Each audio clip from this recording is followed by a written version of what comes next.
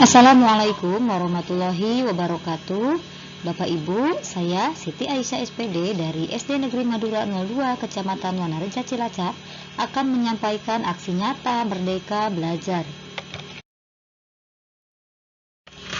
Bapak dan Ibu, sebelumnya kita harus mengetahui terlebih dahulu apa itu kurikulum merdeka.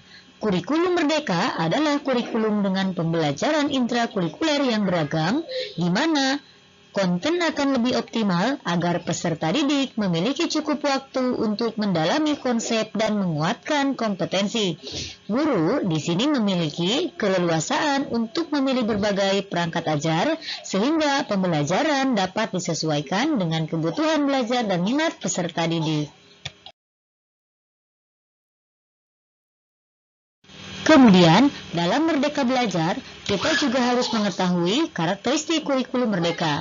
Yang pertama, ada pembelajaran berbasis proyek untuk mengembangkan soft skill dan karakter sesuai profil pelajar Pancasila atau yang biasa disebut P5. Kedua, fokus pada materi esensial sehingga ada waktu untuk pembelajaran yang mendalam bagi kompetensi dasar yang antara lain literasi dan numerasi. Yang ketiga, fleksibilitas guru untuk melakukan pembelajaran yang terdiferensiasi sesuai kemampuan peserta didik. Nah, Bapak dan Ibu, apa sih yang dinamakan proyek penguatan profil pelajar Pancasila atau yang biasa disebut P5? Nah, P5 yaitu kegiatan kokurikuler berbasis proyek.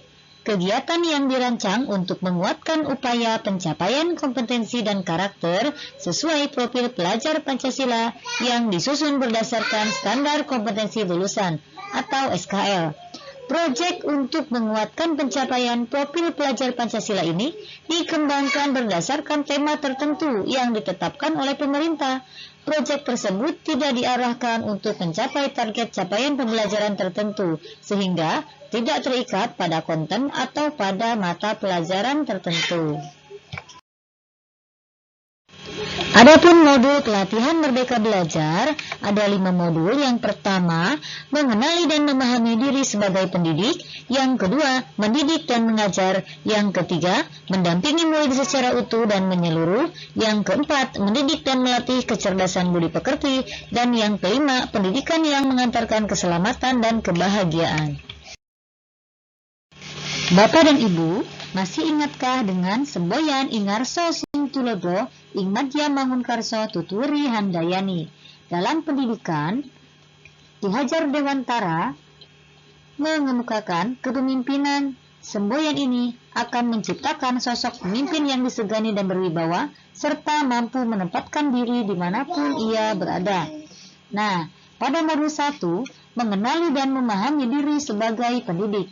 Mengapa kita memilih sebagai pendidik? Kita tentu bertanya pada diri sendiri, mengapa kita memilih guru sebagai profesi? Dan tentu kita sendirilah yang mengetahui jawabannya. Mengenali diri kita sebagai guru, maka kita harus memahami kekuatan dan kelemahan diri kita sendiri sebagai seorang guru.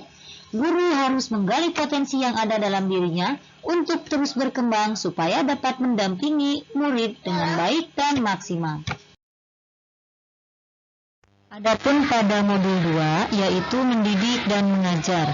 Mengajar merupakan bagian dari pendidikan, sedangkan pengajaran merupakan cara menyampaikan ilmu atau manfaat bagi hidup anak secara lahir maupun batin.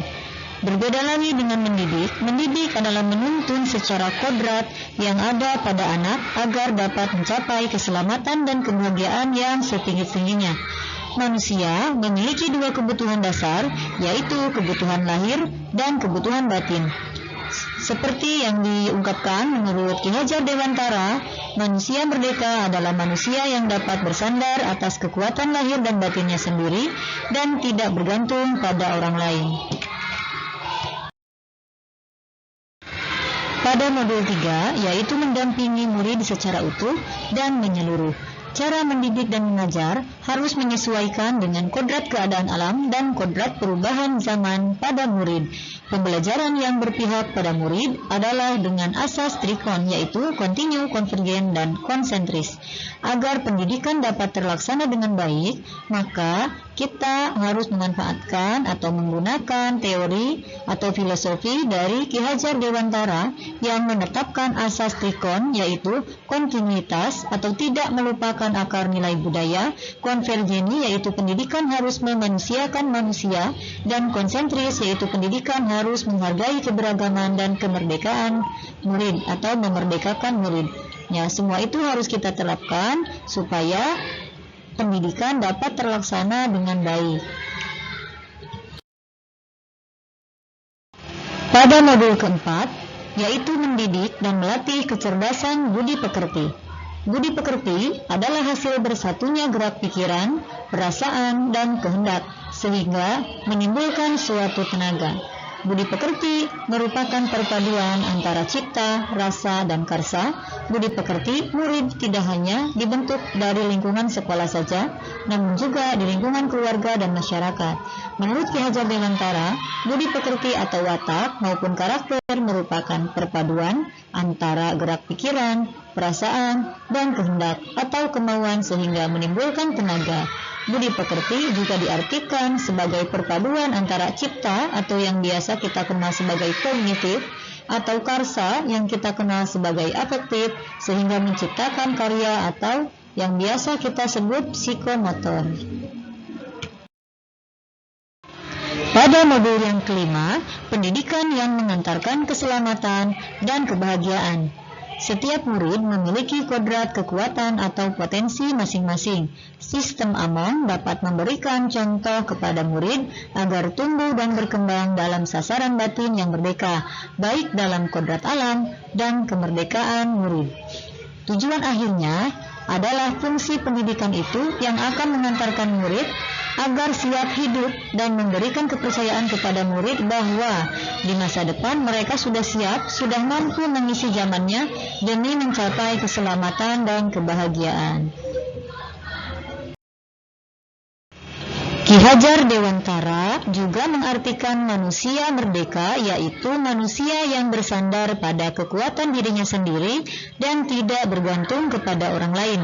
Dalam proses menuntun atau mengembangkan potensi diri siswa, pendidik memberikan kebebasan kepada siswa untuk mengeksplorasi kemampuannya dengan bimbingan dan arahan yang tepat dari pendidik, agar anak tidak kehilangan arah dan membahayakan dirinya. Proses ini akan mendorong anak menemukan dan menyadari kemerdekaannya dalam belajar. Baik Bapak Ibu, dari pemaparan yang barusan telah disampaikan, silakan Bapak Ibu memberikan umpan balik pada link di bawah ini.